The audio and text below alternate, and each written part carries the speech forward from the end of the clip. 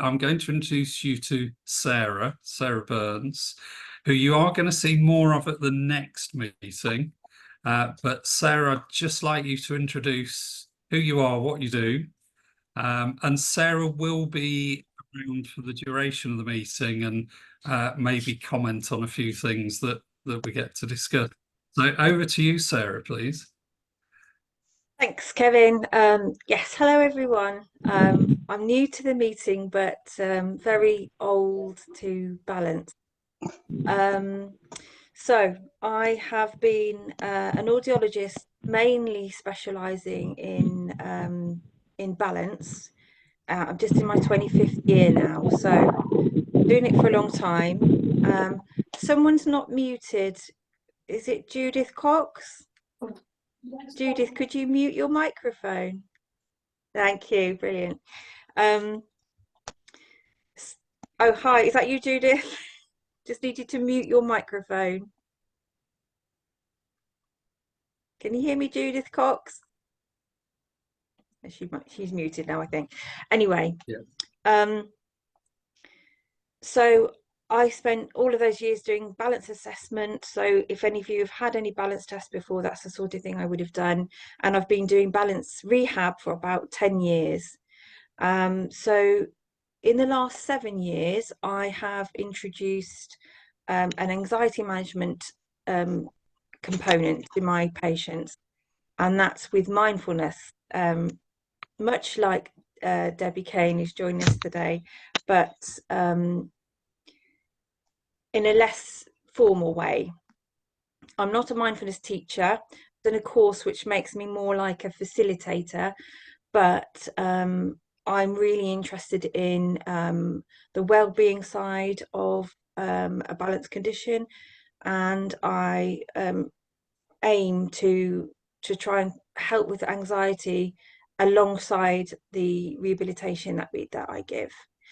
So very happy today to help if I can in the meeting. If anyone has any sort of general questions around balance, either balance testing or rehabilitation, or just why they're feeling the way they do, we can explain why you feel how you do when you've got a balance condition. And the other thing is, I just wanted to point out, for about 25 years, I suffer myself with recurrent BPPV. For those of you that don't know what that is, it's a balance condition that you can get where you get some little crystals that come loose in your ear, make you dizzy.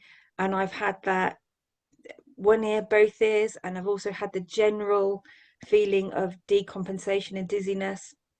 So I can relate to some of your symptoms, which I think sometimes helps when you know that the person you're talking to knows exactly what you're talking about.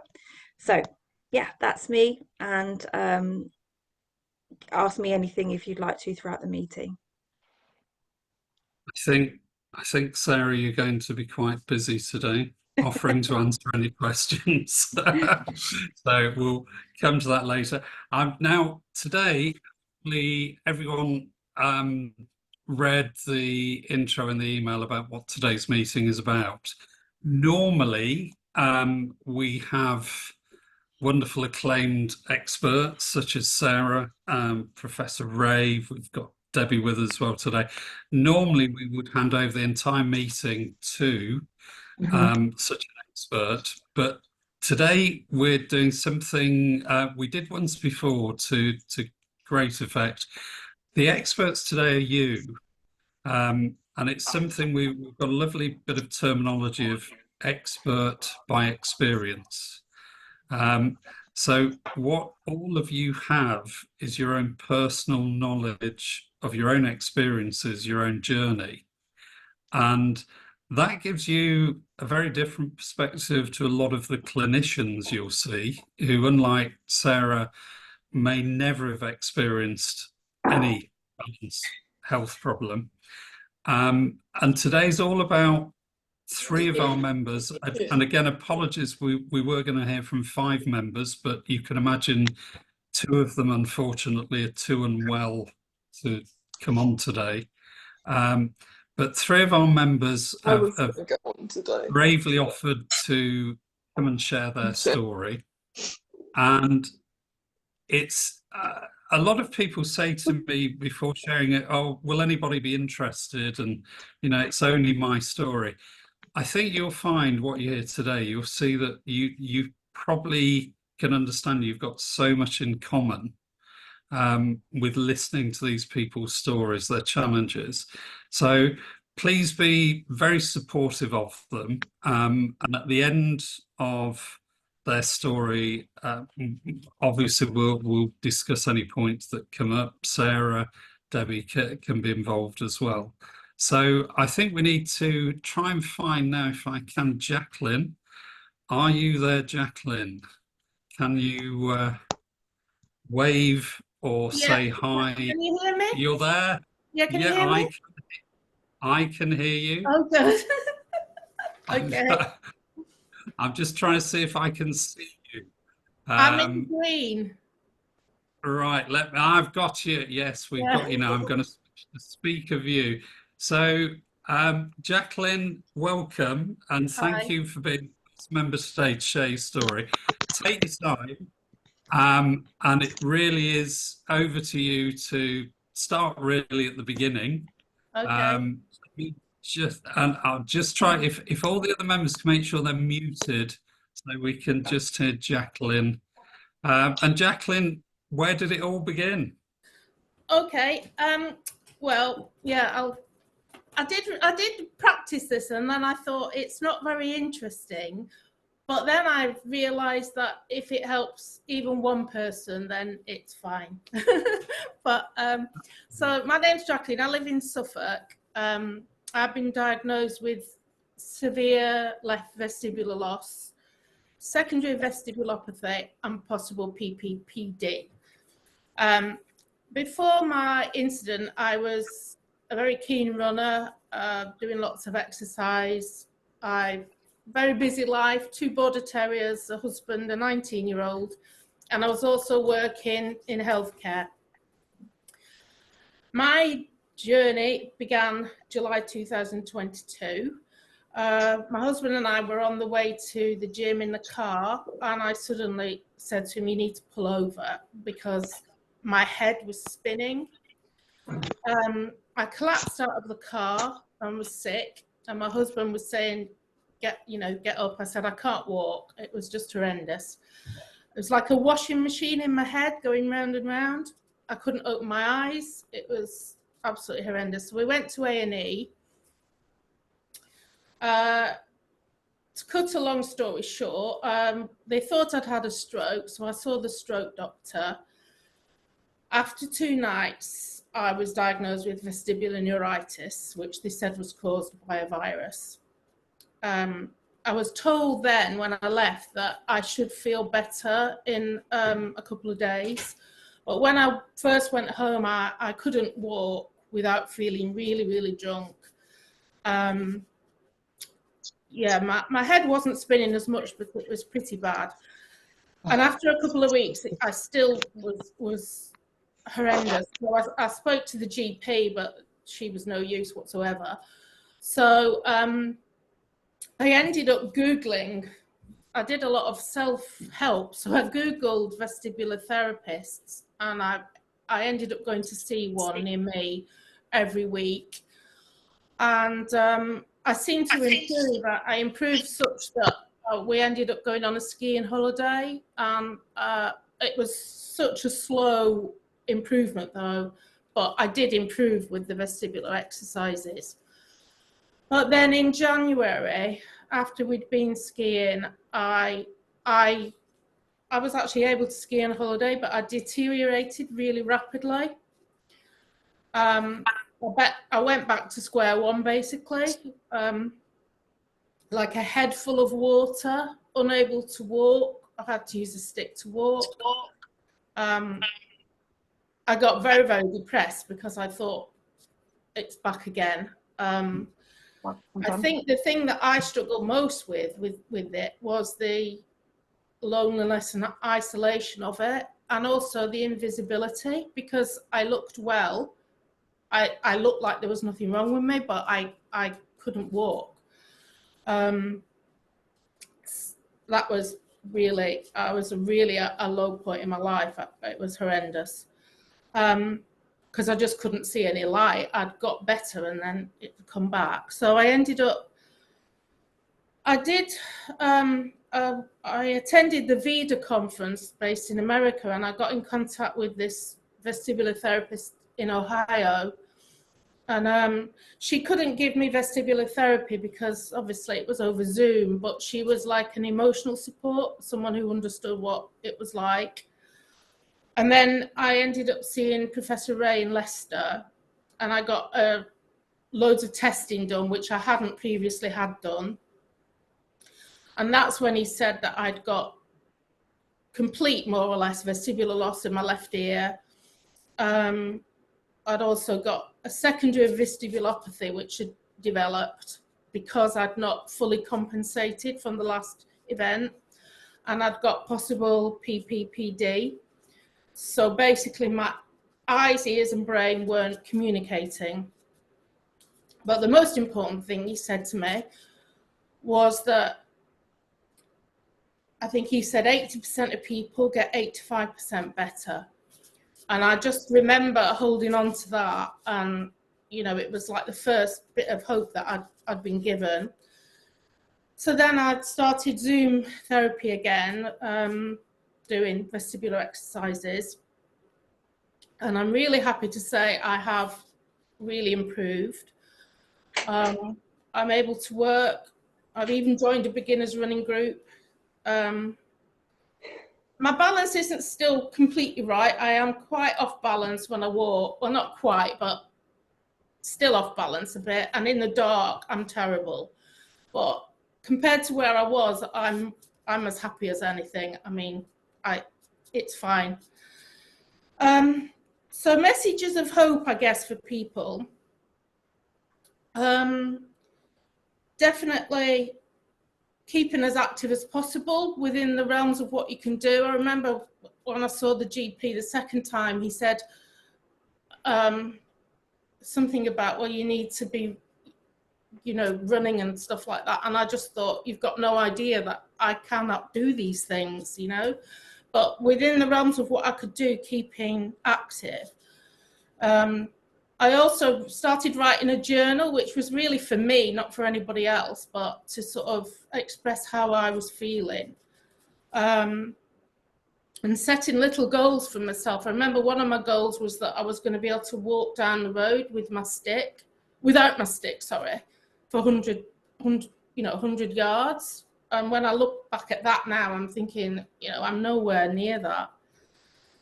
And what I would say to people is, it really does get better. You really have to just hang on in there and get support wherever you can. I mean, I had a husband and a sister. I think it must have been absolutely awful for them because they couldn't help me. But,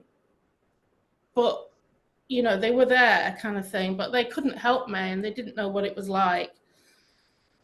So, yeah, keep up the vestibular therapy and just hold on to it. Gets better over months and months and months. It does get better. And that's it. I mean, it was weird when I was doing this because I was going back to where I was and I found it quite distressing.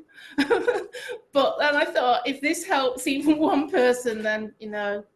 And also I joined the group, which I found helpful, because one of the things I found was it's such an isolating thing. Like, even though my sister and husband were like supportive, it's isolating because you can't explain it to people unless they've had it. And, you know, it's not their fault, but it's isolating. So joining a group was helpful. Yeah. And that's my story. Jacqueline, that's... Yeah, thank you. So, sorry, Kevin. No, I was just going to say thank you. Oh, there's a bit of a delay. Thank you so much for sharing this story and being so forthright and honest with, you know, what must have been an incredibly difficult time. And yeah. I'm sure it will help so many, not just one, it will help so many people, yeah. Because as you say, it is so isolating and we don't get all the information that we need. And so sharing the story, your story, it will resonate with people and absolutely give them hope. And you've done amazingly. And you know, journaling and things like that, it's really, really good. You've done all the right things, whether or not you came to them yourself. You continue to seek help. You've done the vestibular rehabilitation. You continue to keep positive, which is so difficult, and you continue to keep active. And I think the thing to remember is, for everyone, is that the brain is amazing. The brain has this remarkable capacity to adapt. And that may take, you know, a few weeks, it may take a few months or years, but it doesn't matter. And with the appropriate support, you should be able to recalibrate. And some of us get rid of our dizziness, and some of us might not get rid of all of it, but we live well, which it sounds like you are now doing. I am. And so, I wouldn't have thought this time last year, yeah. I wouldn't have thought I could, you know. Yes. I was in a very, very dark place. Absolutely. And so sort of the things which came out for me as things that I'm sure me and Sarah suggest to our patients is, you know, setting the little, well, firstly, understanding, yeah, what on earth's going wrong? You had a shock that you might have a stroke. Actually, it's quite good news that you didn't have a stroke, but you're still really dizzy, and you're told that, oh, you'll just get better on your own. But to get better on your own, you need to move, and that's completely counterintuitive. And then it doesn't go, and this is when patients get worse and depressed. And you look so amazing today, and I'm sure you looked amazing then. So no one knows that there's anything wrong, because you look wonderful, and that makes you even more isolated. And I've just put in the chat box a link to the Meniere Society, because a few years ago, taking up this theme of the hidden disability, patients drew a picture of themselves representing their symptoms. And then they put a little picture of themselves to the right of that. So we had patients with swirling stuff, depressed, trapped, and then we had a lovely little picture of them looking really lovely because that's what they looked on the outside. And so that can be quite useful, depicting that, sharing it with your friends and relatives and your clinicians. These groups are fantastic, aren't they? Because Kevin keeps it really positive, but you're with people who understand. And then journaling, I think, is brilliant, because rather out than in, and keeping track of these little goals. You know, you couldn't move without vomiting, and now, you know, you started a beginners running group. And if at first you don't get the support you need, you just need to put your foot down and try and get it, because, and I know that's difficult in the NHS today, but just stamp your little feet, everyone. And it's not that people don't want to help, it's you finding the right person. And the person, you know, GPs do not know a lot about this because it's a very specialized area. You can't expect GPs to know everything about everything. No. And so, yeah, fantastic. And thank you so much. If I can just ask Jacqueline, I always have a similar question for most members in your position. Now you've been through this journey to the stage you've got to, are there anything that comes to mind that, looking back, you feel if that ever happened again, you'd do things in a different way? In other words, are there things you've learned about the right and the wrong way to deal with a balanced condition? I think the main thing for me was that I lost hope, and I had to get that back. Because I needed that to go back to the start, doing all the exercises, and not like literally disappearing to the floor, you know, in distress. So yeah, like holding on to some hope that it will get better at some level. Yeah, which is Yeah. difficult. I know from my own example, I look back in the first few years, I was the typical idiotic man. I was in complete denial, like anything could be wrong with me. So I didn't want to discuss it with anyone or everyone. And I look back now and realize how foolish I was that sharing it. And I don't know if there was even a support group like this 20 years ago, but I certainly wasn't looking for it. And I recognize now how bad that was of Yeah, myself. But I I think you've got to didn't know find any the better. right support group because and tell the right people, because I found some people very unhelpful. Yeah. You know, they'll say they just because they didn't understand how bad I actually was. So I can't really blame them as such. But I learned to sort of be selective in who I was telling anything, because if you tell the wrong people, then they're not. It can be unhelpful rather than helpful. Yeah.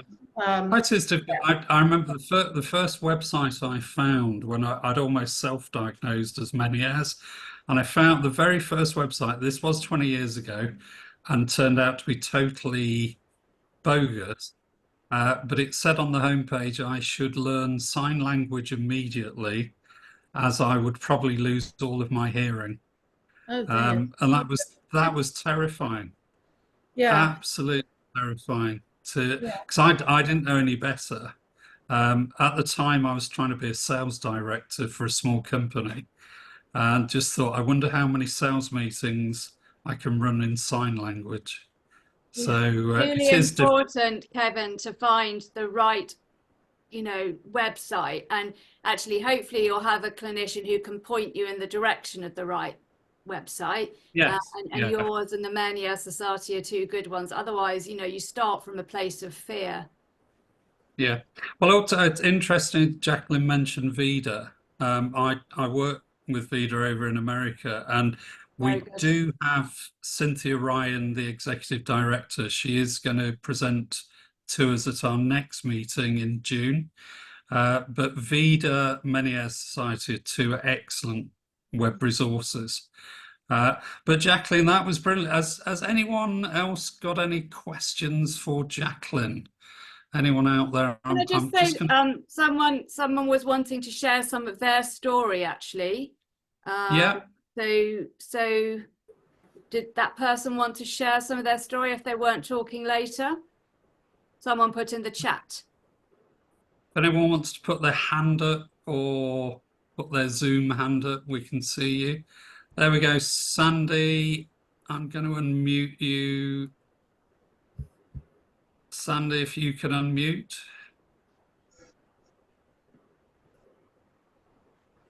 Go ahead. Hi. Can you hear me? Yeah, yeah. Okay. Go ahead. I was diagnosed after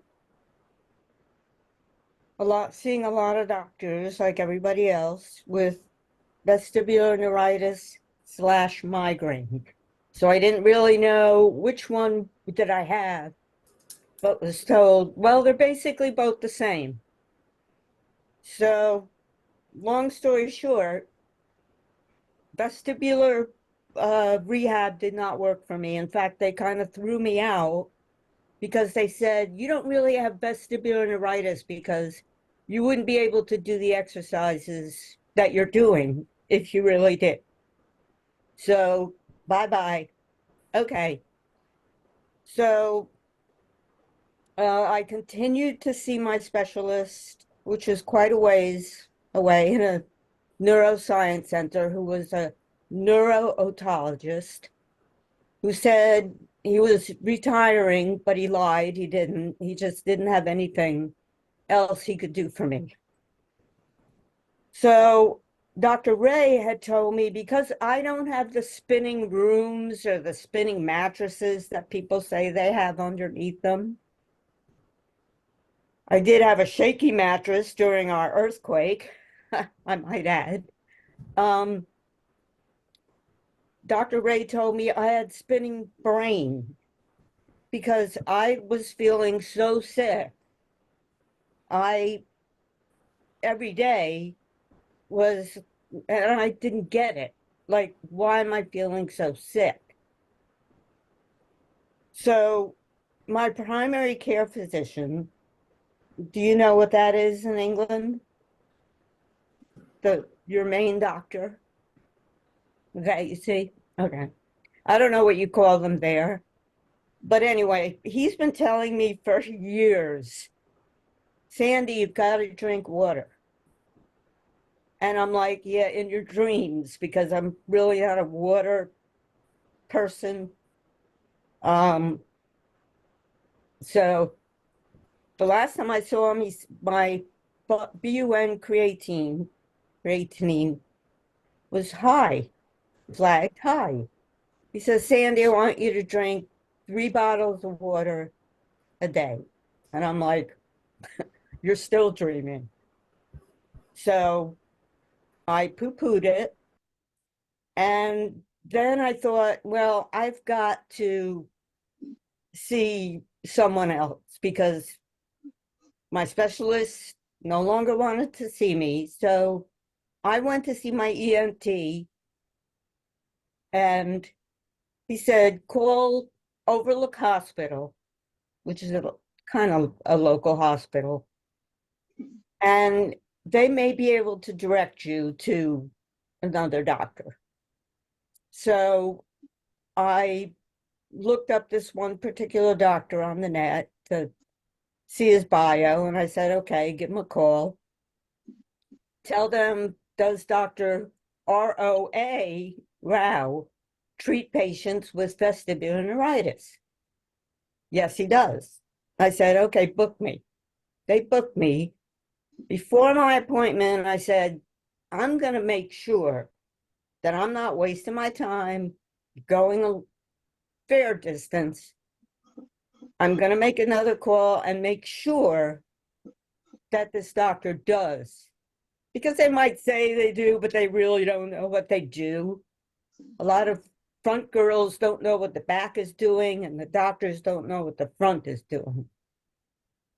I learned that. But I was in the medical field, so I knew what the back was doing. So I called back and I said, I want to make sure that this doctor knows what I'm talking about. I don't want to waste his time. I don't want to waste my time. I want to make sure he practices with patients with vestibular neuritis or vestibular migraine, because that's what I was diagnosed with. So the girl says, okay, let me get his nurse. The nurse comes back and says, yes, he does. I went to see this doctor, and I saw in his bio that he studied in London. So I asked him, do you know of a Dr. Ray? Because the world is so small, you never know. So he gets on the internet and he looks up Dr. Ray. I could see his computer, and I said, wow, I'm impressed. You're looking up Dr. Ray. So he says, yeah, I just want to check him out. Very nice doctor. So we're talking all about it, all about my situation, my whole story.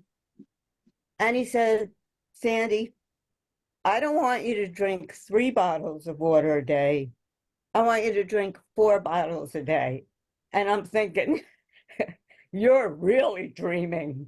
I don't think this is going to go well. He says, I insist. And I said, okay, what's up with the water? He says, because patients that I see come in and tell me that they have foggy brain, that they're sick, they've got this going on, this vestibular neuritis, you were diagnosed with vestibular migraine. I see it in your reports that that's what the doctor said or diagnosed you with. And I said, well, where did I get neuritis from? He says, well, that's also written, but initially it's vestibular migraine. I've only had 2 migraines in the last 7 years. So he says, I want you to drink 4 bottles of water a day. So I am drinking the water. 3 or 4, possibly 5 days later, I don't remember. This is from March 25th. I get up one morning and I'm feeling like, something is different. Oh, he also wants me to see my other neurologist with Botox. He wants to get rid of the head tremors, the jerky in my head, which doesn't help because you have eye movement, constant eye movement. So I'm feeling different. And I'm like, I'm really feeling different. And I was feeling better. And so I'm drinking the water. I'm feeling better. I'm now going for a walk across the street at the park that I haven't been able to do. And I'm like walking like an aerobic walk. I'm walking fast, no cane. Sandy, Kevin, can I just clarify how much water is that you've been drinking per day? 4 bottles of 16 ounces a day. Okay, And if I have to go somewhere, I can't do that because I have to be near a bathroom. So I try to Sandy, get at least 3. if I can just bring in Debbie and Sarah Burns, are you familiar with this at all? That changing the intake of water? Yeah, no. So it's common to have 2 comorbidities, so 2 things happening at once. And what we know is that a number of things. Firstly, vestibular neuritis, which is an inner ear viral infection, can trigger if you're predisposed vestibular migraine. So you can have both. And sometimes it's often different to confuse. In terms of vestibular migraine, weirdly, you don't have to have a migraine headache. So as long as if you've got a past history of migraine and you meet certain other criteria, you can have a correct diagnosis of vestibular migraine. I think we know we can't comment on individual cases. If you have a diagnosis of vestibular migraine, I haven't heard of drinking that much water, but the normal things that we give for vestibular migraine is regular small meals, keep well hydrated.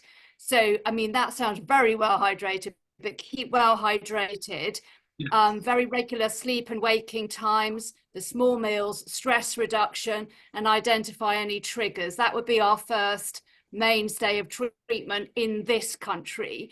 But it's good that that's helped you. Vestibular rehabilitation might diminish any symptoms you have in between your flare-ups, but it won't actually, if you've got vestibular migraine, it won't stop it coming on, and sometimes it might exacerbate. So Sarah, anything else there? Yeah, no, Debbie, that's great. And thanks, Sandy, for sharing that. Just before I forget, Jacqueline, thanks ever so much for sharing your story. We moved off a little bit there with Sandy, but Jacqueline, thank you very much. That it was excellent, everything you took us through there. Debbie, could I ask you now to share with us? Quickly get Sarah's. Let's just quickly get Sarah's advice for and comment on what I said and what Sandy said. So yeah, first of all, I want to say thank you to Jacqueline for sharing the story. And you could tell as you were telling the story, Jacqueline, that it's still, you know, your face went right back to that awful time. And one thing I picked up from yours, Jacqueline, in particular, which is really, really important, is hope. And many people, by the time they arrive in our clinics, have lost hope, and you've the feeling that you're never going to get better. And that's the first thing I try to do when they walk in the door is get some hope going. And it was amazing that you had that, and you got that through. And as Debbie said, you did all the right things. As for Sandy drinking the water, yeah, I was very surprised. I was waiting for a different ending with that story. I thought you were going to tell us that the water didn't do anything. so that is news to me. As Debbie said, we would recommend you keep hydrated for migraine, but I was surprised that it had such an effect. The only thing that I could put in there is that with a balance condition, like a lot of chronic conditions, if you have another, we call it comorbidity, but we just mean if something else is wrong with you, that can sometimes really get in the way and affect your balance and make your balance worse. And all I was wondering is if there was something else that you might have been health-wise struggling with, that the water helped that element and then in turn made your balance feel better, because our brains are not very good at dealing with lots of different health conditions at once. And people with a balance condition will find they only need to get a cold or you know, just a few days, a few nights without much sleep, and their balance will get significantly worse. So people dealing with multiple health conditions, that will impact on their balance. That's just a theory. I don't know as to why all that water helped you, but it's fantastic that it did help you. And you know, I always say it doesn't matter what helps. If it helps, it's brilliant. And that goes for placebo effect. Like, you know, that some people say they've tried this, you know, squeeze of a lemon and a bit of a herb, and if that makes you feel better, who cares if it's why it's helping? So yeah, that's all I was going to say. Brilliant. Good. Debbie, over to you, please. Thank you. And that's really important. If it helps you, who cares the way, you know, the mechanism of action? If it helps you, that's fantastic. Can everyone see my screen? It says Stardust, yeah? Good. So yeah, this is just talking a little bit, and I'm happy after I've talked just to, I'm sure Sarah's too, just to have a few questions and answers on 3PD and its management generally. But I'm very, I work as a clinician, and I also work as a lecturer, but also I've now been involved in this study called Stardust, and I thought I would tell you a little bit about it because we are actively recruiting patients with 3PD, and if it's something that floats your boat, then we would love to hear from you. So many of you have used the term 3PD already, persistent postural perceptual dizziness. And so you'll know exactly what I mean, those of you who've been diagnosed with it. You know, it's this persistent low-level dizziness there most of the time, worse when you're upright or walking, in busy visual environments, when you're moving. And it's a really horrible thing because sometimes it's difficult to kind of get rid of, and it's difficult to sort of live with. And as well as that dizziness, we also have this whole host, any number of symptoms: anxiety, nausea, brain fog, all that kind of thing, fatigue. And so, you know, you guys, if you've got it, it's difficult to deal with. And I guess there isn't a kind of 1, 2, 3, 4, 5 on how we treat it. And so this is what we want to come to. It's important to say there's various variants of 3PD, but primarily the basic 3PD is what we call a functional disorder. Okay, so that's when there's no structural problem, your balance organs are working fine, and your MRI is good, but you've got what we call a wiring problem in your brain. So it's rather like if you compare a computer, the software of the computer, to the hardware. So the hardware is your balance organs and your feet and your eyes, which all contribute to helping you stay upright. That's all working well. But the software, the way in which the brain processes that information, is not working well. So the good news is that that can be rewired, but quite how we do that efficiently, we're not quite sure about still, although there's lots of different ideas that we have floating around. So let me tell you a little bit about our research. I've just alluded to those 3 very important inputs that we have for maintaining our balance from our inner ears, what we call the vestibular system, our eyes, and then all the information coming up from our muscles and joints. And all that information is integrated in the brain, and then it's fed back down, because things that we need to be able to do is to, when we move our heads, keep our gaze stable. And someone in the chat said they had oscillopsia, and that's when your gaze isn't stable when you move. You want to keep yourself upright and be able to walk and stand nice and still. And you also want to be aware where you are in space, whether you're upright, lying down, etc., etc. Okay. And so what we're thinking of, that there might be a problem with that processing side, which might give rise to these symptoms of 3PD, even though the hardware is working well. So why do we think, I've just said the software isn't working very well. Why do we think the software has sort of malfunctioned? So there's many different theories, and I could fill a good half an hour, and there's lots of ongoing research. But essentially, when Jacqueline had that acute incidence of dizziness, yeah, the room suddenly spun round and round and round, and the brain goes, whoa, what is wrong? Something is wrong. Okay, so it immediately adopted some helpful strategies.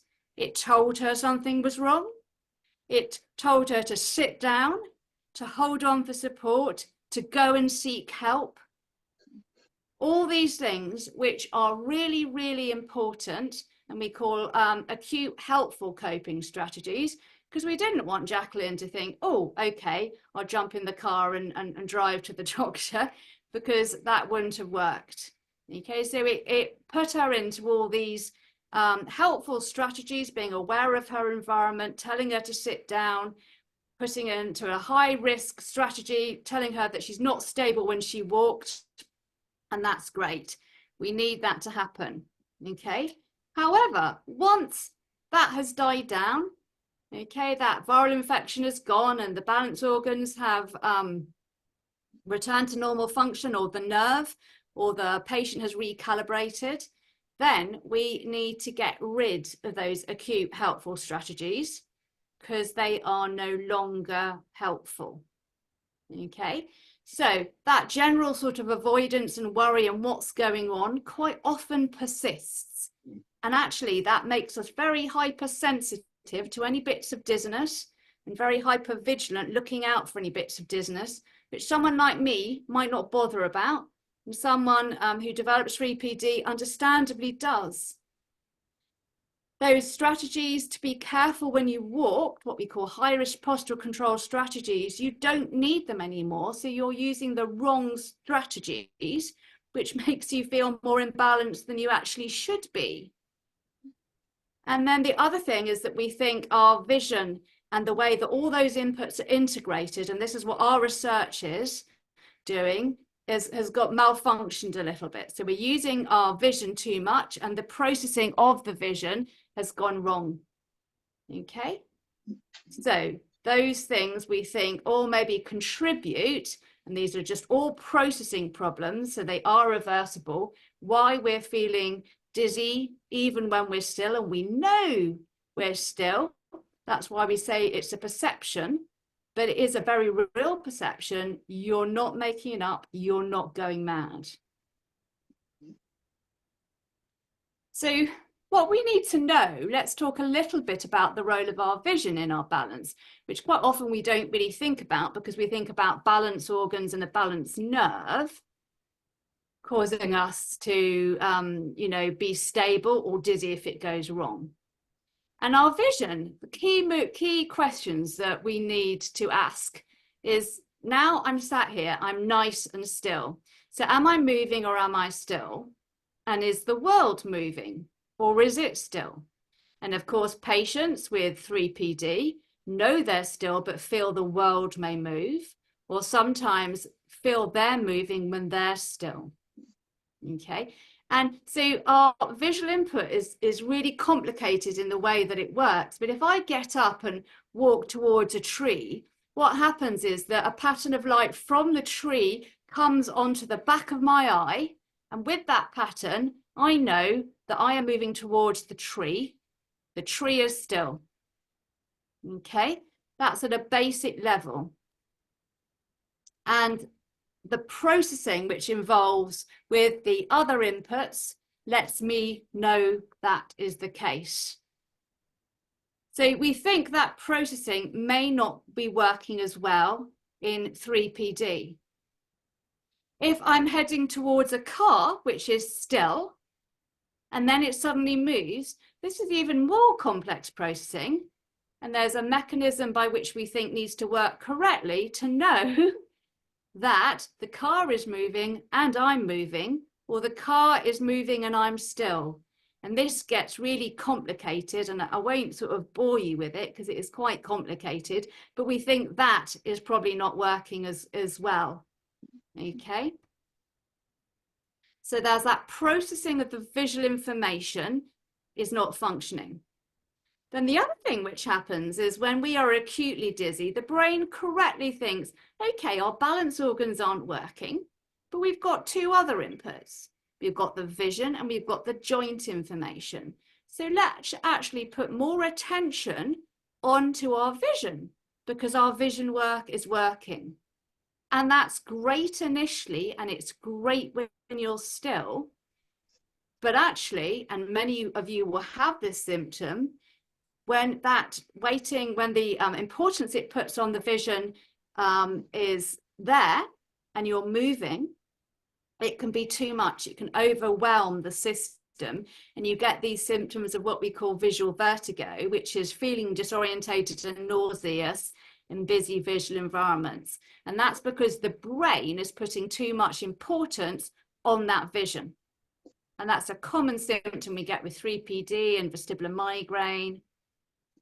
Okay, and so after the acute incident, that needs to be down-weighted or given less importance. And so then what we think that down-weighting process is not happening. The balance organs are working well, so we need to be putting lots of importance on our balance organs, but we're not. And so putting that all together, we think, and this is our hypothesis, and it's a question that we're testing. I'm not saying it is or it isn't correct. That's why we have research, is that we have a misfunctioning of this processing in the brain to tell you whether you are moving or the world is still moving. So there's an error in those signals in that processing. And also we're putting too much emphasis on what is now an incorrect signal. So we have a visual processing and a sensory integration problem. And now you can see that even though the balance organs are working, your vision is working wrongly. Your vision knows how to work correctly, but it's a wiring problem, and you will feel as if you're still, you will feel as if you're moving when you're still, or you may feel that the world is moving when it is still, and you may find that everything gets worse when you are moving, because that requires more complex processing, and also when you're in a sort of busy visual environment, such as a supermarket or a pub. So that is what we're looking at. And so we are specifically wanting people, if they would like to, with 3PD, with a formal diagnosis from their neurologist or ENT doctor or audiologist with 3PD, and be at least 18 years old. And they need to have had this diagnosis of 3PD, and there's a sort of classification criteria in more detail called by the Barani Society. Have normal eyesight, their English be quite good, and also we are up in Manchester, and I know travelling is difficult for people, but to be able to travel to Manchester for 2 half-day sessions. Likewise, with all research projects, we have those people that we can't accept, and that's because we need to keep very tightly controlled the kind of patients we see. So if you've got something like vestibular migraine or neuritis or Meniere's, I'm afraid that's not who we're looking for at the moment. And also, if you've got any heart, brain-related, eye-related, if you're in the middle of, you know, quite nasty low-level depression or anxiety, all those kind of things, really, we have to say no, because that's not really who we're looking for initially. So if you then are interested, what will happen? And so firstly, myself and Rosa, who's a consultant audiovestibular physician, and let me just say that the team that we have involved, the research is taking place at a variety of, or we're recruiting patients from a number of different hospitals. We're very honoured to have a professor of functional neurological disorders, John Stone. Our chief investigator is Dr. Paul Warren, who's a whiz in visual research. We've got a couple of clinicians, we've got a couple of neurologists. And so we're recruiting from Edinburgh, Manchester, Guys and Tommies, and from self-help groups like this. So it's a real multidisciplinary, large study, which we were very lucky to get £500,000 from the MRC. And for anyone who's involved in research, getting money out of these bodies is not easy. So we would just, me and myself and Rosa, the clinicians, would just check that your symptoms fit our criteria by a Zoom interview. And then you would come to lovely Manchester University. That's where we're conducting all the research. There's our lovely Manchester Bee. If you are coming from afar, then we can provide both travel expenses and accommodation. And then, don't know if any of you are from Manchester, but I would always suggest bring a brolly, because we do know in Manchester, sadly, that it does rain a lot. That's not mandatory to bring, but you know, you might want to bring one in case the heavens open, like they have been doing for as long as I can remember. So what will happen then? On our first visit, have a look at this left screen. You should, I hope, be able to see some dots coming towards you. And you'll be sitting looking at these dots. And you'll be asked some questions about the dots. And here is Boris. You'll have your head just nicely stabilized on this kind of funny frame thing. And don't worry, I know lots of you who are visually sensitive think, oh my gosh, will that trigger my dizziness? We've done this already in 5 people with 3PD, and they were absolutely fine, because it's really, you could see there, really brief presentations. But of course, you can stop at any time. You can withdraw at any time. That's the nature of research. And of course, it won't affect your current care. So that's Boris there, and you're asked various questions. Also do a few questionnaires as well. And then on visit 2, then you come to our amazing virtual reality lab. Now, I don't know if anyone's come across virtual reality. There's lots about it in the press. You wear, as you can see, this is now Graham. He's wearing these goggles. And when he looks through the goggles, he will see as if he's in a different world.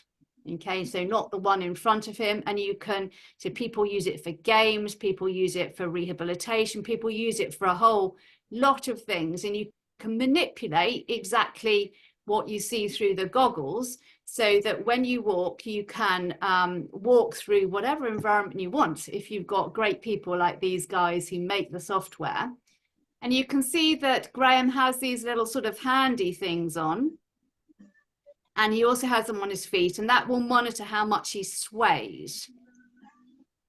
And so then you'll be asked to walk, and here is Boris again with the goggles, and you will actually feel as if you're walking through a corridor which is cluttered.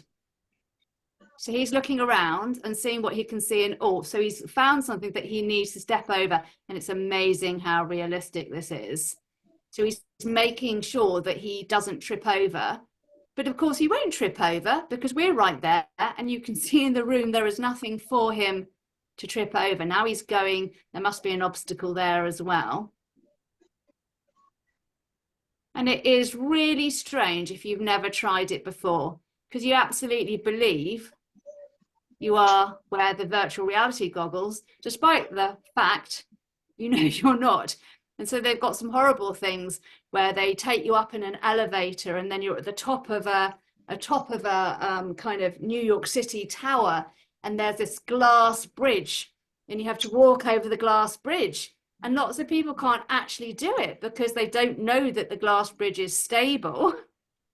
And you should be able to step out in it because you know you're on the floor.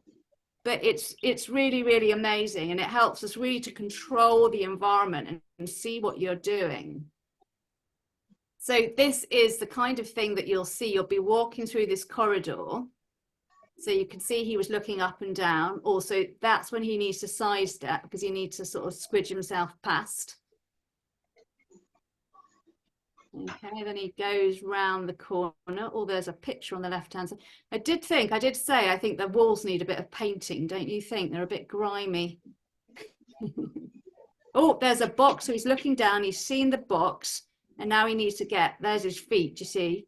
He needs to step over the box. There's his feet. Over we go. And we'll see how well you navigate this. You see the ceiling? It does look a bit grimy, but don't worry, it's not real life. So that's what you'll do on your second visit. That's part of what you'll do on the second visit, and it's great fun, and your safety is absolutely paramount, so we'll be there. Whoops. And quite a good thing to do. And then finally, this weird thing on the right here is a motion platform. And what it allows us to do, because you've been moving yourself in the corridor, obviously, is to control how we move you. And this helps us look at the different inputs to your balance.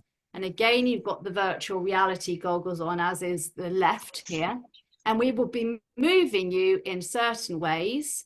So you'll be moved in the dark, you'll be being moved normally, and you'll be moved with a virtual reality goggle environment in your goggles. And again, you'll be asked some questions about dots and what you're seeing. And so that will be the final thing that you'll do on the second visit. Both of these take about half a day. And then depending on results and depending on people, whether people are still symptomatic, because hopefully you won't be by then, once we analyse all that data, hopefully it will give us some clues as to why you are feeling dizzy, and to help us tailor more vestibular rehabilitation to help that rewiring process be a bit more effective and quicker with the use of virtual reality. Okay, so we can't guarantee that, and if your symptoms are much more improved, then that's amazing. That's what we hope, that you won't come back, or you won't want to come back. And actually you need to be local to Manchester, because just like vestibular rehabilitation, you need to do exercises regularly, and because you won't have a virtual reality lab in your home, you need to come back possibly for 30 minutes, possibly for 5 to 10 weeks. But of course, we can't say at the moment because we don't know what the results are. And that will only be a subset when people who are living near to Manchester. But I hope that's not going to put you off coming and helping with this research, which hopefully could be really valuable for you guys and other people who have 3PD. So that's kind of the summary of what we'd be doing. That Zoom chat, the 2 half-day visits for which we can pay hotel and travel, and then a subset of people who are still symptomatic, which we hope won't be you guys, some of this virtual reality rehabilitation. So we are also wanting people without symptoms, and they act as a control. So we have people without 3PD and people with 3PD. And so if you have a partner or friend who wants to accompany you, then we would also like to hear from you guys. So yeah, don't forget that brolly. Very, very important.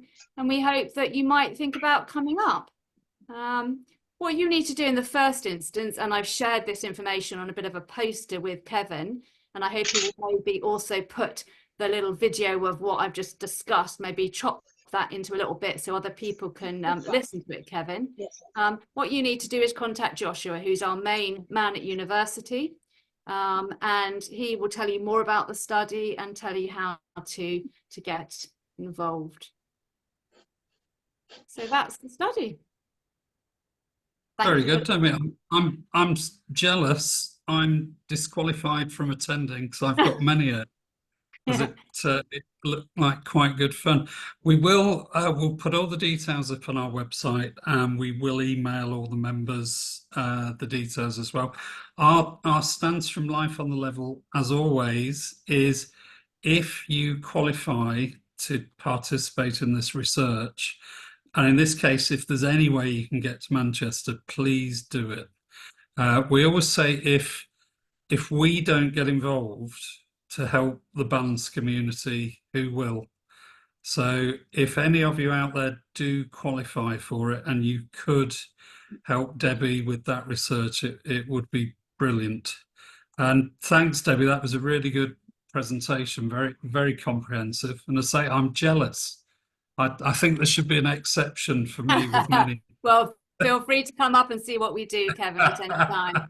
But No, yes, and if there, I think we're hearing from 2 more patients now, so I'll probably bow out and leave you with Sarah and to hear from our lovely other patients. But if there's any more questions, Kevin's got my email and there's Joshua's email as well, and we may even meet each other. I'm not going to do most of the testing. I won't do because people know I think that I'm a teacher at the university and also I work in the NHS. But it would be great to see some of you to help in this research. That's brilliant. Thanks ever so much for joining us, Debbie. We'll no doubt see you again soon. Take care. Thank you for sharing, Jacqueline and Sandy as well. Great stuff. You know, keep on going. HOPE. Let's make that our acronym for today. HOPE. Absolutely. Okay, and it's now time for our next member's story. Loretta, are you there? Please shout out. Oh, that's, I see, Loretta, if we can get you to unmute. Unmute. Can you hear me? I can. And Loretta, I'm going to ask you the same question. If you can start with, where did it all begin, please? My name's Loretta. I was originally diagnosed in 2013. Hi, Loretta. Sorry, can I interrupt? I don't know if you've got your volume a little bit loud, but there's some feedback on your voice. We're getting an echo after you've spoken. You might. It's because my mum's speaker's on, but my mum's gone into the other room now. Okay, brilliant. Can you hear me now? That's perfect. Yeah, sorry. Please carry on. Okay, so my name's Loretta. I was diagnosed originally in 2013 of having Meniere's. Meniere's, I think that's how you say it. But recently, in 2023, I was diagnosed with PPPD and vestibular migraines by Professor Peter Ray. I'm a teaching assistant and nursery nurse. And on the 8th of February, I had, I think it was vestibular, but other professionals are saying it was more seizure. So I was feeling dizzy, not quite myself, and I ended up having to hold the wall to get around because I thought I was going to fall. So I had something to eat in the food prep kitchen and thinking, hope maybe it's because my blood sugars are down and I might need something to eat. And it got worse. And then I was using the rest of the classroom to get around because attached to the wall and holding on to the equipment that the children sit on and the play area. And in the end, I ended up walking towards where the door is, and it's a metal door with a big handle. And I just had to grip hold of that because I was feeling like somebody was pushing me backwards, forwards, and pushing me down to the floor. And then I also had room spin. And lucky enough, one of my colleagues was in the room and she grabbed a chair so I could sit on. Lucky enough, the children in my class were watching Paw Patrol and eating their fruit and milk, so they didn't notice me grabbing onto the wall looking like I was, well, not their normal, usual happy teacher self. And it got really, really bad. So I was on the chair, I was grabbing onto the handle of the door because I really felt like I was gonna fall. I was in such a panic, but I didn't want to look like I was panicking because I didn't want the children in my class to notice that I wasn't well, because they're only like 4 and 5 and I didn't want them to be frightened. So in the end, thank goodness for Paw Patrol, because they're very into that. So they didn't even notice that I'm sitting, gripping with my eyes closed and like trying not to cry, trying not to make any sounds. And the other teacher came and she was like, "Are you okay?" I was like, "No, I'm not okay." "But are the children okay?" She's like, "Yeah, they're fine. They're watching Paw Patrol. Don't worry about it." And she's like, "What do you want me to do?" And I was like, "I'm fine. I'm just need to sit here and hold on to the handle and just not move." But then I started to lose the ability to speak and I was starting to stutter. And by this time, the other member of staff went and got another member of staff. And we got the children out of the room and said they're going to go out and play. So that because I didn't want them to see me like this. And I was lowered onto the ground eventually, but a member of staff on one side, another member of staff on the other side, and a member of staff behind me to lower me onto the floor. And then I started to, what they were calling having convulsion, but I think it was more vestibular. I was just shaking quite violently for about 10 15 seconds. But previously to this, one, I hadn't slept properly in 12 days because I had a displaced disc and it was sitting on my sciatic nerve. So because of my lack of sleep, I think it was a contributing factor to how I was feeling. In the end, they called a paramedic and I was in and out of consciousness. I could hear what was going on, but because the floor was moving under me, I felt like I was I was shaking, but I was physically felt like the floor was moving, the room was moving. I couldn't open my eyes. And the paramedics came, did tests, blood sugars, but I could hear them, but I couldn't speak properly because of the stuttering and the panic. And then this started at 10:25, and by 10 to 12, I was back to sitting up and talking like I'm talking to you. So I was taken to the hospital in an ambulance, and I said, "Look, it's vestibular. It's nothing. It's just vestibular. It's just a bad attack. And they took me to the hospital, and I saw a doctor of some form, and I said, "I think it's vestibular." I said, "It's just a really violent vestibular episode, but I'm fine." And they were like, "No, I think, it could possibly be a seizure." I was like, "No, it's like a drop attack," but I was still hanging on to and they're like, "No, it sounds like you had a seizure." So I had CT scans, and I was like, "It's a drop attack." And I was like, "Really?" And they're like, I said, "It's vestibular. I've got PPPD and I've got vestibular migraines." I said, "It's vestibular. I'm under Professor Peter Ray. It's vestibular." And they were like, "So what is PPPD?" And I'm thinking, really? So I had to explain what PPPD is, what vestibular migraines are. And I'm thinking, I'm the patient, you're the medical practitioner. Shouldn't you really know about these things? And I was like thinking, you guys are about as useful as a chocolate teapot when it comes to, and they were like, "No, you could have got a brain bleed. It could be a stroke." Well, like, it's not, it's vestibular. And I was getting quite frustrated. Plus I was in absolute agony. And I was like, it's because I haven't slept properly for 12 days. It's because I'm in pain, and it's kicked it off but they weren't having it. So they CT scanned me, and they said, "Oh, we're still worried about your brain." And I'm thinking, but I just need to see Peter Ray. I'll be fine. I just need to see Professor Peter Ray because it's vestibular. And they're like, "We're still worried about your brain. So I think you should have an MRI scan." And I'm thinking, fine, let me have an MRI scan. Can't you do it while I'm here? "No, we'll have to refer you for it."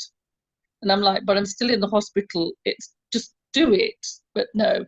And then they discharged me at 3 a.m. in the morning. And I was like, okay.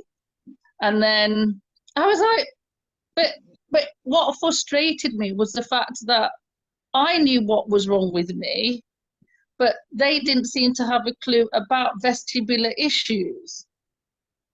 whatsoever. You know, it was like it was some foreign new thing that had just come down to the planet. And that's what frustrated me, because I was like, it's like a drop attack, and there's like different kinds of drop. I said that's where the shaking comes sometimes. And they're like, no, no, no, no. It could be a stroke, it could be a seizure, but they just weren't listening. And that's what really frustrated me, because I was thinking, if I wasn't so articulate with my language and it was somebody else that maybe didn't speak English as a first language, the frustration, I was frustrated, but a person who isn't as articulate or doesn't have English as their first language trying to communicate, I even got on my phone and showed them. And when you speak to anybody, they're like, oh, so it's a little bit of dizziness, or it's really bad dizziness. And, you know, I explain it like being on, I don't know whether you've seen the ride, it's called the teacups at the fair, and it goes round and round, and or like a little baby roller coaster. And I said, you know, I have PPPD, so I have this all the time, but sometimes I have it really bad where I was hospitalized. And I think it's frustrating for people with vestibular issues that other doctors or medical professionals don't understand these things. And when I saw Angela, who's one of Professor Ray's colleagues, she goes, every time I have to explain, she says, they just, and it's like they look at you like, well, what is vestibular issue? What is PPPD? What is, and when you speak about it, they just like look at you like, you know, like you're what you're saying is completely alien.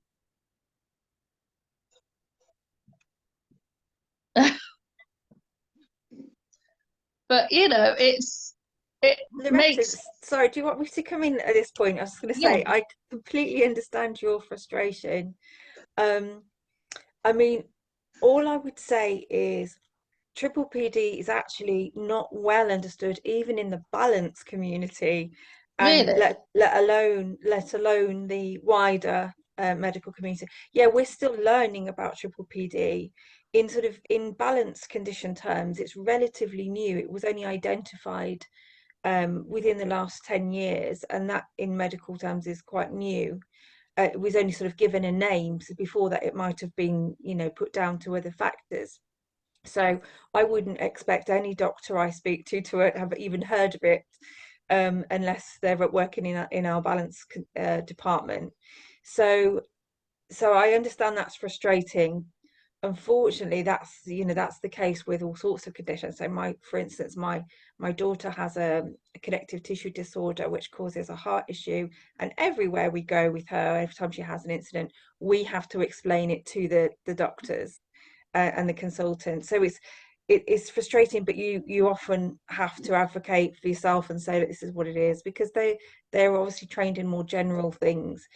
And I think the other thing to remember is, you know, in a way we wanted them to test you for stroke because that and seizures, because that was a possibility with your shaking and the fact that you sort of had a sudden attack. Triple PD isn't actually associated with attacks of dizziness, so I'm wondering if that was actually a migraine event you had there. okay. So the one of the P's in triple PD is a persistent, and it's a more general persistent experience rather than an attack. So I think, although I could see that you were sort of screaming like, I know what's wrong with me, I think it was right that they did all of those checks for you, so that to rule out in case you did have a seizure, because of course you can have a vestibular problem and a seizure disorder, just as you can have it with, you know, a separate anxiety or a separate anything really. So I'm glad they did check you for stroke and seizure, so they could rule that out. So that's one thing I'd say. But yeah, I think just generally with certainly on the NHS, you're frustrated about the scan, the MRI scans. Yeah, that's an ongoing thing. You wait an awful long time for a scan, and then you wait an awful long time for your results. It's incredibly frustrating, and especially when people are particularly worried. A lot of people are already worried that they've got something wrong in their brain, and it's just, as we know, those of us that are in the UK, the NHS is broken at the moment. It's a very sad situation, and we're just as sad on our side, those of us working for it.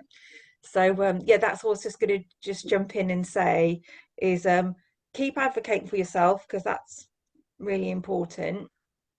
And you might have to be teaching some of the professionals you encounter. You might have to be telling them, this is what it is. Let me explain it to you. This is what triple PD is, and then maybe they'll go off and look it up, and see, learn a little bit more about it. But yeah, it is fairly new, and we're still learning about it too. So it's but I think probably your attack, although the triple PD might have been involved, because in triple PD patients, the brain overreacts to stimulus. So possibly if you had a bit of maybe a vestibular migraine, maybe your system overreacted, so you had a particularly bad, and it sounds awful, by the way, and I'm like you, thank God for Paw Patrol, and so that so that the children didn't have to see it. But it sounds really, really scary. Yeah. Yeah, I think I'd say it's one thing, speaking to a lot of members over the years, I think a lot of us go through these incidents, and I'm sure, like you, Loretta, it does leave scars. These going through these awful times, whatever the cause, whether it's triple PD, Meniere's, whatever. My first attack, I honestly thought I was a goner. I didn't know if is this what a brain hemorrhage felt like, or a heart attack, and it's just so scary. As you say, I'm never going to criticize Paw Patrol ever again. It sounded like a Paw lifesaver Patrol in there. fruit and milk time. Thank goodness they're so Yes, wired into absolutely. the big screen. That's brilliant. Now, I see, Claire, you've got your hand up, and we're going to come to you to share your story if you want to unmute. Yeah, Is well, it? Have you got comments on Loretta's story first, no, or? it was just to say Yeah. that migraine can be really neurological, and there's a lot of symptoms that you can associate with migraine itself. So it sounds very likely that you were having an episode of migraine. I get vibrating legs, for example. So there, yeah. Oh, okay. Yeah, and also I've talked to or read somewhere that they don't get a lot of training on the NHS to do with anything balance related. It's very little has been taught at medical school about that. So yeah, that's why they don't know an awful lot Sorry about to it. jump in there. Yeah, that's absolutely right. And very much so for GPs as well in this country. And as Debbie said, we can't expect them to be specialists in each area. That's where the word general comes in. They're general practitioners. So that's certainly for GPs. But yes, even if you were to present in A&E, they will have limited things that they are familiar with, particularly things like vestibular neuronitis, labyrinthitis, those terms can sometimes be interchangeable, even though technically they're not quite the same thing. But they won't be familiar with those. But anything else, like Loretta, you know, the fact that you felt you were being pushed to the ground, the shaking, that then makes them think of other things. Yeah. So they will be familiar with some of the really common attacks of dizziness. But yes, migraine can indeed. Michaela, who's often in this group, she was going to be here today, Michaela Burton. Michaela and I both get migraine, and we sort of laugh at the sorts of symptoms that we both get, because pretty much anything can come from a migraine, as in it is a neurological condition, and it does affect the particularly the cortex, so like the processing part of your brain. And because obviously your brain is controlling everything, you can literally have pretty much any symptom anywhere in your body. Michaela gets painful scalp. You'll never read that. You'll never read a painful scalp if you look at migraine. I get like a feeling as though I've been to the dentist on one side of my lip there, but I've had a hemiplegic one where my side of my face has gone down. There are all sorts of things that can happen from migraine.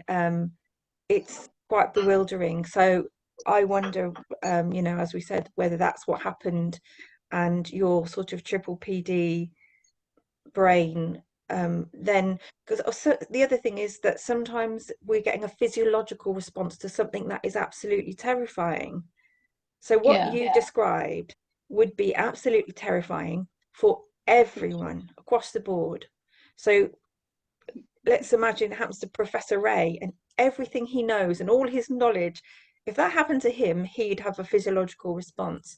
And that would include things like shaking and, you know, I don't know if anyone's ever been in this situation. You could get numbness from being really scared, really anxious. If you're really anxious and you have a panic attack, you can breathe, you can hyperventilate, and then your hands go all numb. And if anyone relates to that, but you get all sorts of physiological responses from something that's very frightening as well. And I think you probably had either a double whammy or a triple whammy with your situation, and that's why it was so horrible.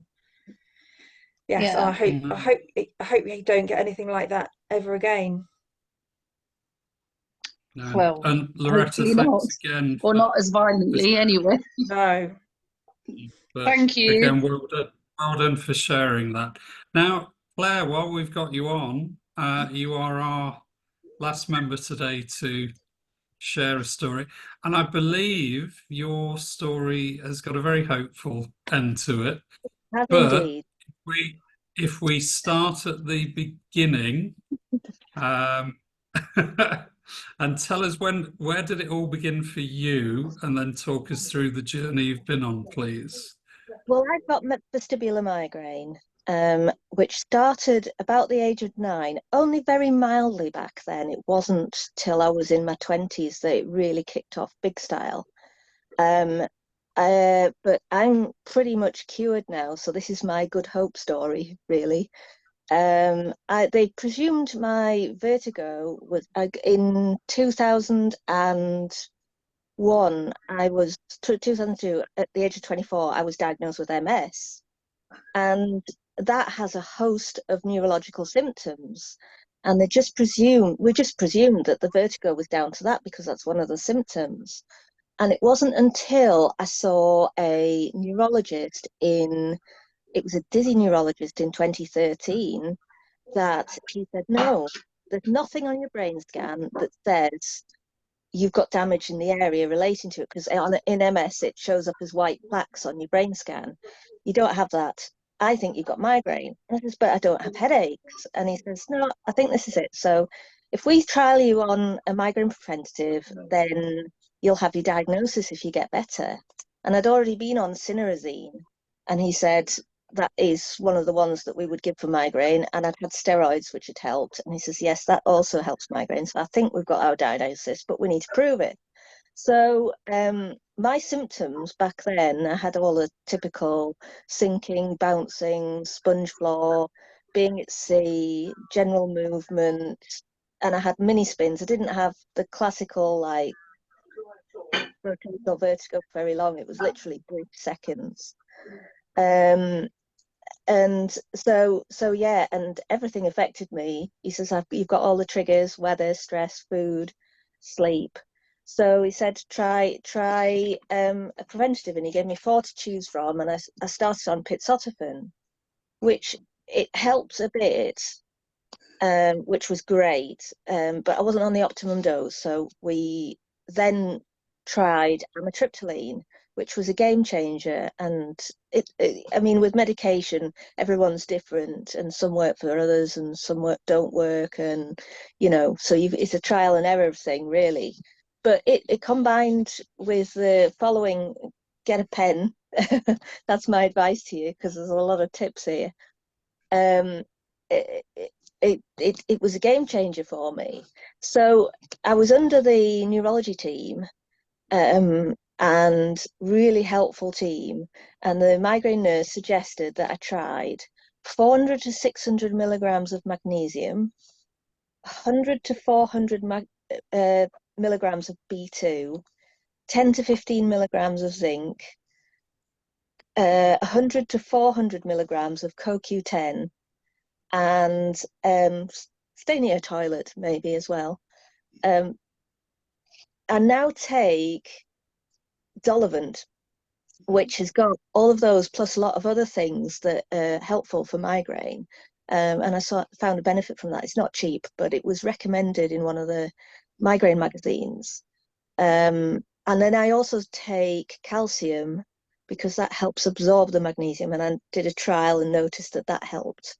The other thing that my neurologist said was that beta histine can sometimes be helpful alongside a migraine preventative to, you know, help things, and it really did for me. It was really good. So I kept doing that for quite some time. But then, the other things that I found helpful. Migraine likes stability. So if you've got any low bloods of any sort, whether that for me, it was thyroid, it was my vitamin D, it was my iron, and other people can have hormones and all sorts of different things.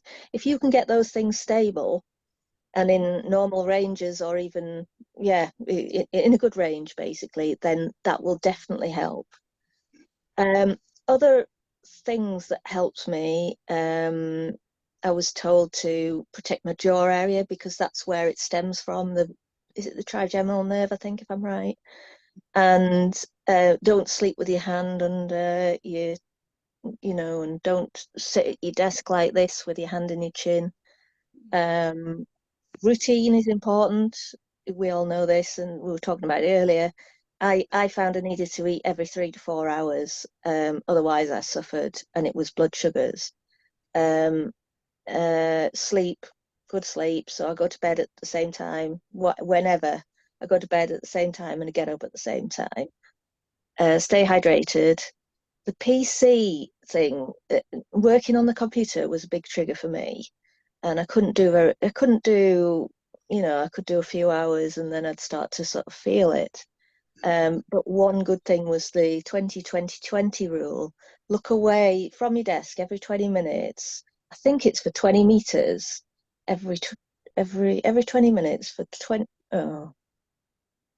for 20 seconds. That's it. And also make sure you get an eye test, because if your eyesight isn't correct, that can also trigger any migraine side to things. And the other thing I installed was Flux on the computer. So if I'm working at night, I've not got the bright blue light on the screen. I followed the Healy headache diet, a lot of which is also ultra processed things, like your MSG and additives and stuff. But for me, I discovered that through one of the medications I was taking, interestingly, I got 2 brands, and one brand of medication triggered me and one brand didn't trigger me. And I'm like, well, this is really odd. What's the ingredients? Turned out it was xanthan gum, which is a horrible ultra-processed ingredient that gets put in some medications, breads, cakes, all sorts of things, and particularly gluten-free food, which I have to eat, which is annoying. So I found it's work out your triggers, and I found quite a few food triggers were unusual as well. So if people are saying, avoid, peanuts or whatever, the coffee, the normal ones, that's very good, but also be wary that anything could trigger you. And it turned out for me, it was the Black Forest mix in the the blackberries and red currants that you get in the freezer section. No idea why, just strange. So the other thing I found was buying your fruit told to buy my fruit and veg twice a week, because of course the aged food isn't good for you.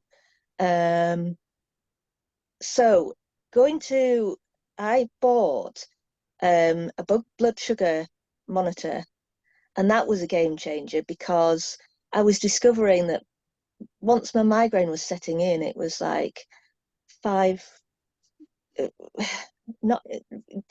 to 4 hours, and I was getting a result of 5 on the, I don't know what it means, but I do know that that's heading towards low, and that I was having to eat so regularly. So if I worked out what was making my blood sugars dip, then I could work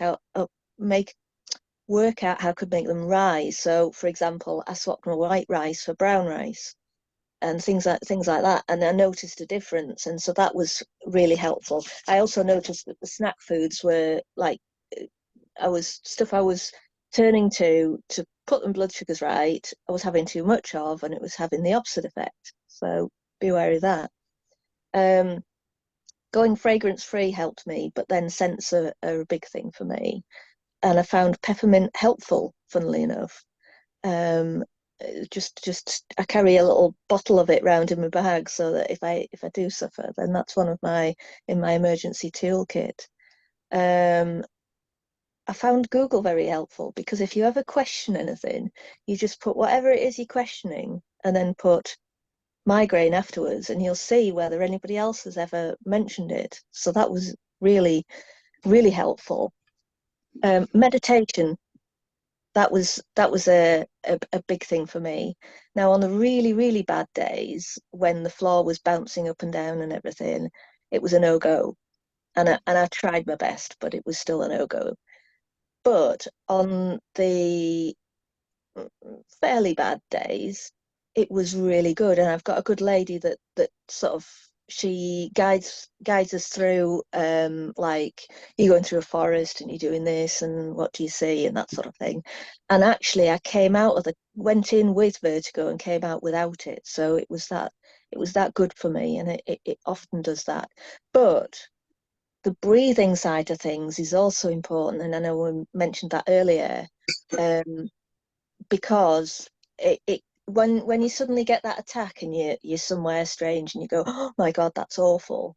If you can learn to breathe through it, that helps it to not get any worse. And if you can tell yourself that it's not going to get any worse, because at the end of the day, quite often it's just for me anyway, it can be a one-off, or it's something kind of triggered it, like, I don't know, somebody sat on the chair next to you and it's bounced, which is just, yeah, random. What else have got on my list? Yeah, I've got an emergency toolkit, and in there is the peppermint oil to have a good smell on if I need to. Propylperazine. Now that they don't like you taking that for long, but it's an emergency one. So on a really bad day, or if I've got like a wedding to go to or something, it's useful. Valium was also useful. So those two I could take together as well, which was great for me. Anyway, it then got to 2021, and I thought I'd doing really, really well. But I had a period of stress and I relapsed, and amitriptyline became less effective. So I added back in pizotafin at a higher dose, at the optimum dose, and I started on the gamma core device, which I did have with me somewhere, is this little wonderful device. Now, you can't, I got a trial of it through my migraine specialist on the NHS, and then I had to apply for funding through the local PCT or whatever it is in order to get it. But because my vertigo was life-changing, they've approved it, no problem. So basically what it does is you've got a vagal nerve that runs through your body, but you stimulate it in this section here, and you just place this on here for 2 minutes, and you do 3 sets of 2 minutes, as many times as you need really, but you must do one morning and night for a preventative. And it's one thing that if you've got an attack, it will help to either remove it or reduce it, which is not a lot of things that we have in, like, other normal migraine people can pop a pill and it will help the situation. We haven't really got that, so that was great. Then I added in duloxetine, which my migraine nurse said was very effective, and that was really the final game changer. And I was able to come off Pitsotrophin.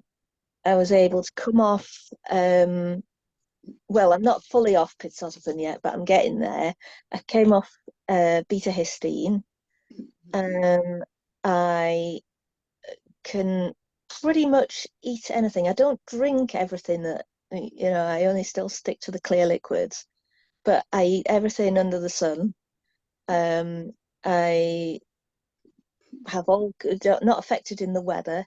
Oh, sorry, it was a gamma core device. I'm just seeing in the chat there that somebody asked what it was called. I can be on my computer all day and all evening, and I can get off the computer and I'm not suffered. The worst I get is a 2 out of 10 now, and that's on a bad day when I've had a lot of stress. Now, back in 2014, when I saw the neurologist, the dizzy neurologist, for the second time, he said to me, he says, well, no, I read in the letter, it said, I think she's got high expectations. I'm glad I didn't listen to him, because I actually managed to get it better, and now I'm free of anxiety as well. And all right, it's never fully gone. I mean, there's the odd time where you go, but yeah, it's brilliant. I can, and the best thing ever is I can go to the theatre, albeit I still sit in the stalls. I can go to concerts. I can be on the computer all day. I can go on holiday. I actually look forward to these things now, which is just wonderful. So I'm just sharing my story because I was hopeful that, the rest of you out there with vestibular migraine can get better. Oh, So brilliant, my message was don't give up.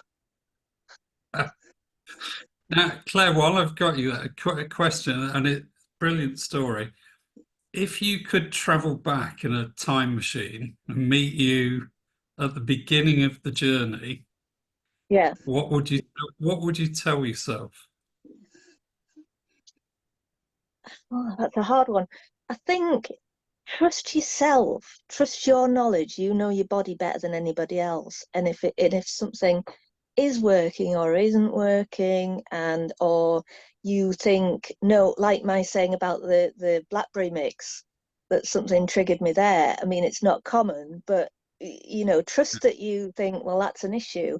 Like the previous lady saying about, she knowing, I know she had to go through that. That was the right thing to do, but it was, she knew she had that it was a migraine episode, and you just gotta, you've just got to trust in yourself, and believe that maybe things will get better, and hopefully they will. And there's plenty of people out there who still struggle, and there's changes.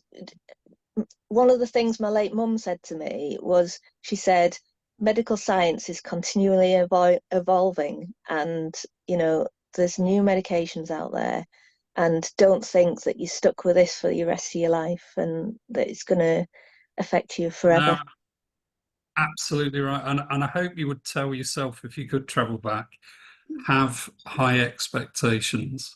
Yes, definitely. Do have high expectations. And the message for everyone is, one thing you said very important there. I speak to so many members, they're going through a very bad time. And there seems to be something in our minds that tell us we're going to be locked into that bad time forever. And yet, all of our lives, our adult lives, we know nothing stays the same. We always go through change. So the message there to anyone who's having a very bad time at the moment, it won't last. None of us get locked into those awful, awful things forever. But I know we've all been there. It's very difficult to believe that when you are at the very bottom. Particularly in the moment as well. Try and telling yourself that it won't be forever, even though it's horrendous at the time. Yeah. Trying to breathe through it, and it's not easy. That's good. So, Sarah, could I just bring you in for the? Well, there's one thing I did want to say actually. I may be cured from, excuse me, I might be cured from the migraine element and the day-to-day, but I still can't get in the lift, because if a lift goes like this for somebody else, it goes like that for me. I can't get on anything that moves, like, I don't know that I'd be able to get on a cross trainer still.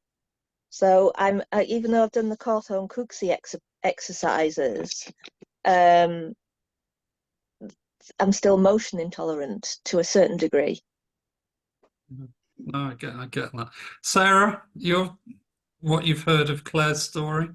Yeah, well, I thought that was a great story, Claire, and when it's full of tips where you have the hope, but also very self-driven, and it can be very, very hard for some people to put all those things in place. And you worked really hard to with your migraine diet and finding things that work for you, and that's the key, is to find things that works for you, because what works for one person might not work for someone else.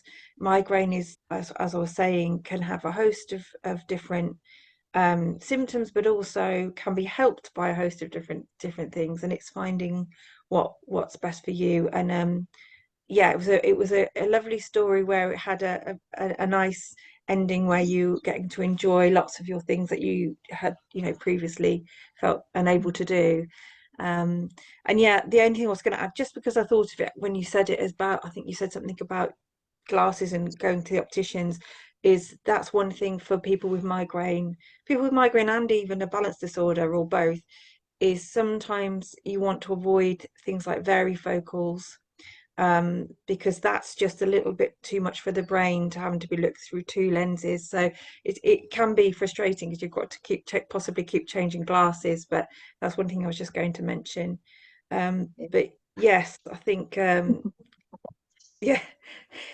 So you've got your two glasses, and you'll be like me, where I've got some glasses and I put them up on my head and I'm using them, and then I can't find them anywhere, and then someone has to tell me that they're on my head.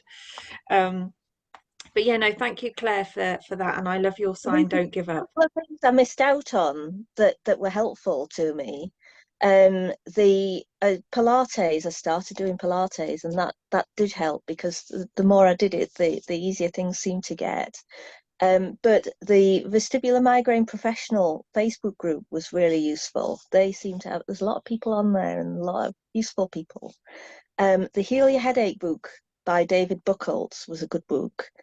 And a guru that I think you should try and get on here sometime is Dr. Bay. He's been on the Migraine World Summit, and he's got a book out called Victory Over Vestibular Migraine, and it is brilliant. It covers medications, the job lot, everything. It's Brilliant. really worth the read. Fantastic. Yeah, I mean, it's not the same for everyone, but I definitely think that knowing and understanding your condition helps hugely. Some people are not like that. Some people want to just kind of like, no, I don't want to talk about it, I don't want to think about it, I don't want to go on a support group. And that's fine if that helps them. But I think for lots of people, knowledge is power, and understanding why you feel like you feel, and then along with tips of how you can help it, and then it puts yourself back in control, then, where you feel like, okay, I know I can do something here. So yeah, brilliant, great advice. Well, we'll probably get the names of those books. Could you put the name of that in the chat, Claire, of the book you just mentioned? Yes, and then I'll just finish off, Kevin, because I know we need to wrap up now. At the June meeting, I'm going to be doing a little talk on mindfulness. And so I just had an idea. If anybody knows that they're coming to the June meeting, if they would like to just take part in it, you don't have to, there's absolutely no pressure. But if anybody that has never done mindfulness before, or any kind of meditation, if anybody wouldn't mind just going onto YouTube, typing in mindfulness meditation, there'll be thousands to choose from. If you've never tried it, can I just ask if you will just give it a little go, even if it's a little short one? There's some 3-minute ones on there, just so that next time you might be able to just feedback and tell me what you thought and of your very first go at mindfulness. And remember that your first go, you're going to think about all sorts of other things. Don't worry about clearing your mind. There's nothing like that. We're not going to sit on the floor with our legs crossed. But yes, just so you can feedback to see if anybody is surprised by how they feel afterwards, if that's okay. So yeah, I'll be doing that in June. It's just a short mini talk, and yes, but that's it. Brilliant. No, thanks, Sarah. Really look forward to that. And thank you, Sarah, so much for being on today's meeting. You're welcome. It's great so much like I feel like I could talk and talk and talk, but we haven't got all day, obviously. Well, there's plenty more meetings coming up, and you'll have lots of opportunity for that. Thanks, everyone. First of all, thanks to the members who shared their stories today, because it's just so great to hear them. Things to take away from it is, my word, aren't we all so different and varied? And as I say, we're all so unique, but we get bowled over literally by these awful balance conditions, and many of us in very similar ways. But it never ceases to amaze me to hear the different stories, and I hope you all take from that it's a case of getting this general knowledge, and as Sarah said, not knowledge is power. But then applying that little twist of your own self-knowledge of your body, your mind, what seems to be working and not working for you. One of the key things I say to everyone, if you haven't got a solid diagnosis, fight to get one, because part of getting better is to definitely know what is wrong. As Sarah mentioned before, the NHS really is broken. It's getting harder and harder to access that care. We're here as a support group. We can't dish out diagnoses. We can't make consultants see you. But if you are struggling to make progress, get in touch, get in contact. We're here to see what help we can do. General things, we do run the member-to-member contact network for the new members. It's where you can reach out and talk to fellow members, as you've heard today. Really does help. It really does stop this sense of isolation. I'm going to stop whittling on now and just say we're back 15th of June. You've got to come back because Sarah's going to be on, and we want to see how many of you have tried this mindfulness. We've also got Cynthia Ryan talking, who's the exec director from VIDA, all the way from West Coast America. And we just hope to help as many of you as we can. We just all want to get to that slightly better place, and we all will. Keep that hope. We are all going to get there. We are all going to get better together. So thanks everyone for joining today. And we'll see you all in June. And in the meantime, let's get practicing mindfulness and see what that brings us. So thank you everyone for joining. We'll see you again soon. Thanks, Sarah. Bye all. Bye-bye. Thanks, Kevin. Bye-bye.